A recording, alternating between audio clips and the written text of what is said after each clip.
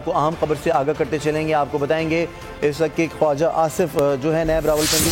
साबिक वफाकी वजीर ख्वाजा आसिफ को तलब कर लिया गया है और ख्वाजा आसिफ को 1 अप्रैल को असासा जात केस में बुलाया गया है। इसी पर मज़ीद तफसीलात हासिल करेंगे नुमाइंदा बोल न्यूज़ अफजल जावेद अपडेट कीजिएगा।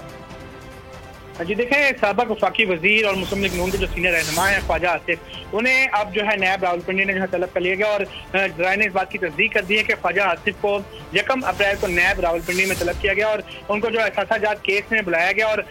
अपने नोटिस जो जारी किया गया है ख्वाजा आसिफ को, उसमें यह हिदायत की गई अपना तमाम जो रिकॉर्ड है वो साथ लाया जाए और नैब जो है ख्वाजा आसिफ के अकाउंट की तफसीलात भी जो है तलब कर चुका है और जराए बता रहे हैं कि जो बैरून मुल्क जो उनकी जायदादें हैं उन जायदादों के हवाले से पूछगछ भी होगी। तो लिहाजा 1 अप्रैल को जो है मुस्लिम लीग नून के जो सीनियर रहनुमा हैं और साबिक वफाकी वजीर हैं ख्वाजा आसिफ, उन्हें नैब रावलपिंडी में जो है पेश होने के अहकाम जारी किए गए हैं। ठीक है अफजल, बेहद शुक्रिया आपका।